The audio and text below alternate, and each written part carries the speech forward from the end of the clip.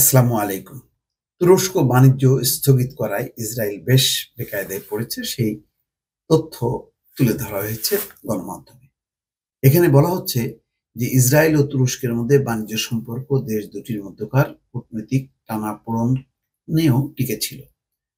অর্থাৎ কূটনৈতিক টানাপোড়েনের মধ্যেও বাণিজ্য সম্পর্ক টিকে ছিল। কিন্তু হঠাৎ করেই আহ, বলতে গেলে যে অবশ্য তুরস্ক এটি বলে আসছিল, যদি তারা গাজায় গণহত্যা বন্ধ না করে এবং সেখানে ত্রাণ সহায়তা পৌঁছে দেওয়ার পরিবেশ যদি তৈরি না করে, তাহলে তারা বাণিজ্য স্থগিত করবে। শেষ পর্যন্ত তুরস্ক কথা রেখেছে এবং সেই বাণিজ্য স্থগিত করার পর এখন ইসরায়েলের মাথা ঘুরে গেছে।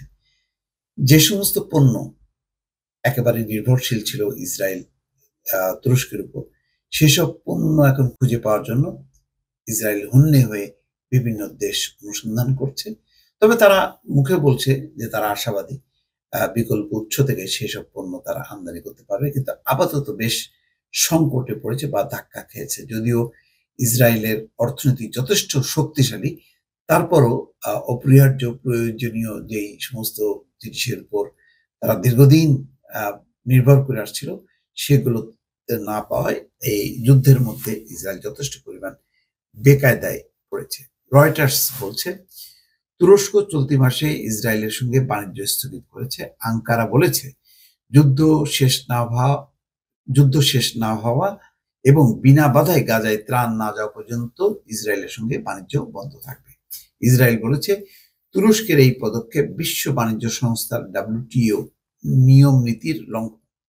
বাণিজ্য বন্ধে তুরস্কের নেওয়া সিদ্ধান্তের পর ইসরায়েলের আমদানিকারকরা এখন হন্যে হয়ে বিকল্প আমদানি উৎস খুঁজছেন। এসব আমদানি পণ্যের মধ্যে রয়েছে সিমেন্ট থেকে খাদ্য, এমনকি গাড়িও। অর্থনীতিবিদরা বলছেন তুরস্ক থেকে এসব পণ্য না আসার কারণে ইসরায়েলের এগুলোতে ঘাটতি হবে, তবে তা ইসরায়েলের $500 বিলিয়ন অর্থনীতিকে ক্ষতিগ্রস্ত হবে সেটা না। কিন্তু তারা একটা সংকটের মধ্যে পড়েছে।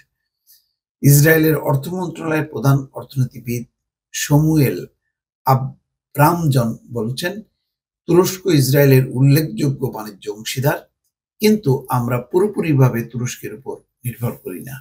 বিকল্প উৎস থেকে আমদানি হয়তো খরচ বাড়াবে, তবে তুরস্কের এই পদক্ষেপ ইসরায়েলি অর্থনীতিতে উল্লেখ করার মতো বা দীর্ঘমেয়াদী কোনো ঝামেলা তৈরি করবে না।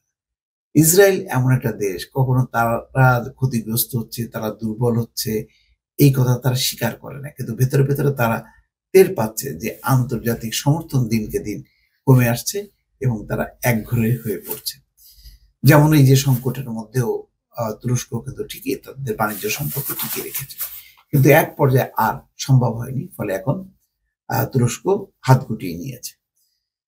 আচ্ছা, ইসরায়েলের অর্থনীতিবিদ বিশ্বাস করেন 2024 সালে ইসরায়েলের 1.6% অর্থনৈতিক প্রবৃদ্ধি হবে বলে যে পূর্বাভাস দেওয়া হয়েছিল, প্রকৃত প্রবৃদ্ধি তাকে ছাড়িয়ে যাবে। 2023 সালে দুই দেশের মধ্যে $620 কোটি দ্বিপক্ষীয় বাণিজ্য হয়েছে, যা আগের বছরের চেয়ে 23% কম। ইসরায়েলি পরিসংখ্যান থেকে এই তথ্য পাওয়া গেছে। দ্বিপক্ষীয় এই বাণিজ্যের 3/4 ইসরায়েলের আমদানি। যাক, আঙ্কারা বাণিজ্য স্থগিত করার পর বেশ কয়েকজন তুর্কি রপ্তানিকারক রয়টার্সকে বলেছে তারা তৃতীয় দেশের মাধ্যমে ইসরায়েলে পণ্য পাঠানোর পথ খুঁজছেন।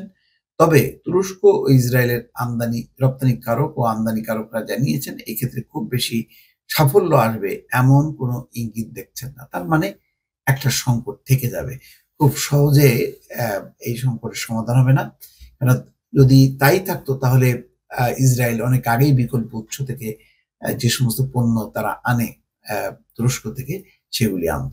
তো সুতরাং একটা বেশ জটিল কঠিন পরিস্থিতির মধ্যেই আপাতত পড়েছে ইসরায়েল। দর্শক, ভালো থাকবেন। আল্লাহ হাফেজ।